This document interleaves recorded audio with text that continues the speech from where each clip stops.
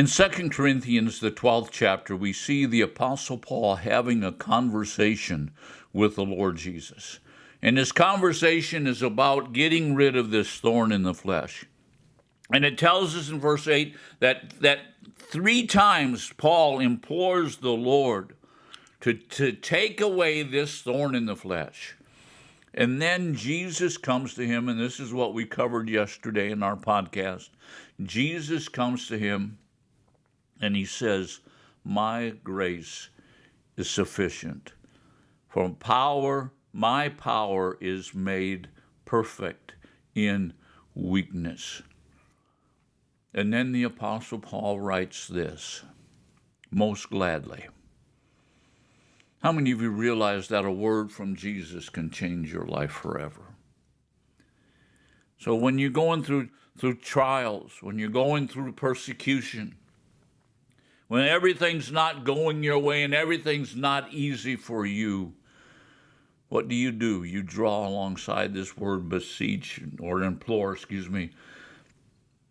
This word implore in the Greek language means to draw somebody alongside you.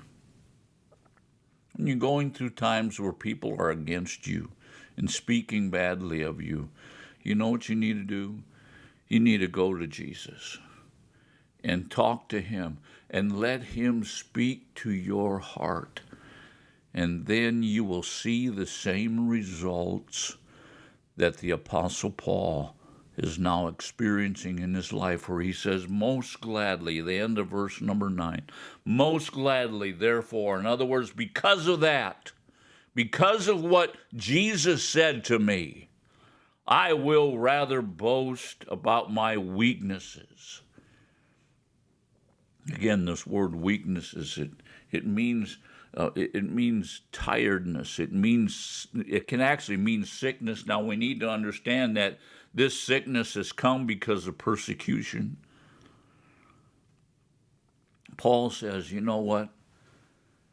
If my weaknesses, when the power of God comes, when the grace of God comes and it brings about the completion of power, then I'm going to talk about my weaknesses. He says, "I will boast about my weaknesses." And then he says this phrase, and it ends verse number 9, "so that the power of Christ may dwell in me."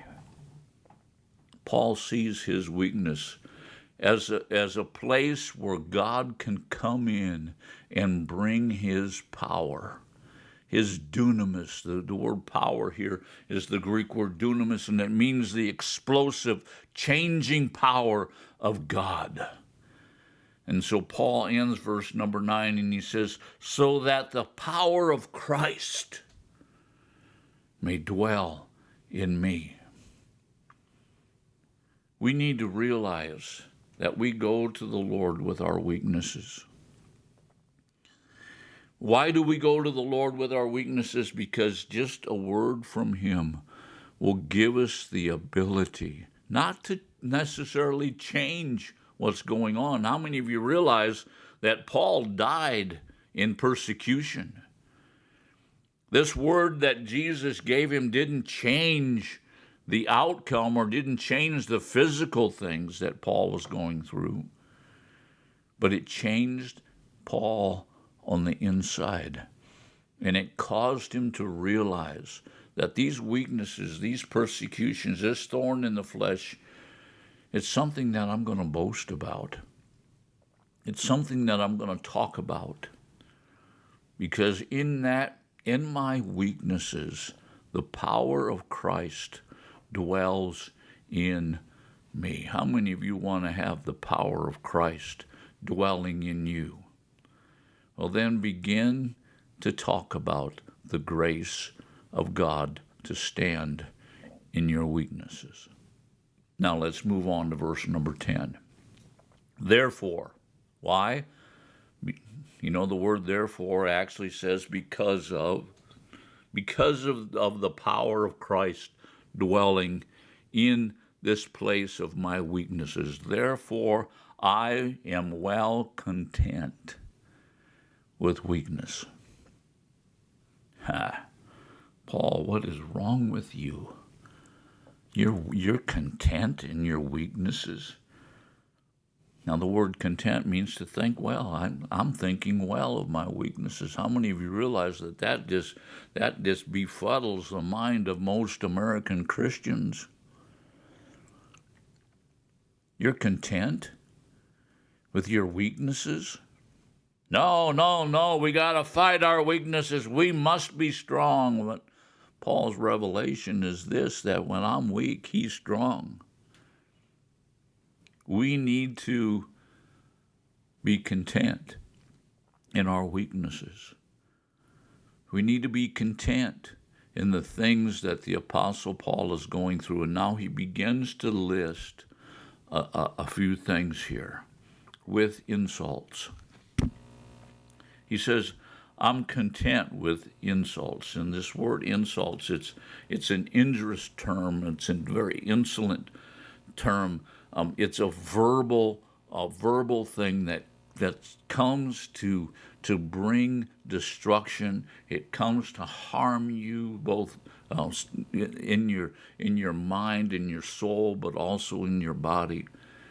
Paul is saying, I'm content in my weaknesses. Now again, his weaknesses was not a disease. It was persecution. It was the thorn in the flesh. So he says in insults, I'm content. Oh, they're insulting me. I need to fight back. No, that's not what Paul said. He said, I'm content. I'm thinking well of it. It's going to work out. It's going to bring the power of Christ on the inside of me. Distresses. Distress is a compelling force. Paul is under a compelling force to change his message. People are saying, Paul, you need to stop preaching that. You need to stop saying that. There's a compelling force for the Apostle Paul to quit. How many of you know the Apostle Paul could quit? He was a Pharisee. He could have had a good job. He could have had good wages. Do you know what? That compelling force never caused the Apostle Paul to quit. And so Paul says, you know what? I'm going to boast in that weakness of compelling forces. And then he says persecutions. And the word persecution actually means to be pursued, to be followed. How many of you realize that this thorn in the flesh was following the Apostle Paul everywhere he went? And so Paul says, I am content. And then the last thing he says is with difficulties. It means being in a tight place. How many of you realize that the Apostle Paul has been in tight places? And then he adds this at the end of verse number 10, for Christ's sake. For when I am weak, then I am strong. He's saying, I'm doing this for Jesus' sake. I'm doing this for the sake of Jesus, that people can come to know Christ, that people would come to know who Jesus is. And he ends and he says, when I am weak, then the strength, the grace of God comes in. And it strengthens me, it empowers me, it brings me to the place of ultimate power, ultimate dunamis, the power of God functioning in my life. Thank you for watching us today. Join us again tomorrow as we continue our study in the book of 2 Corinthians.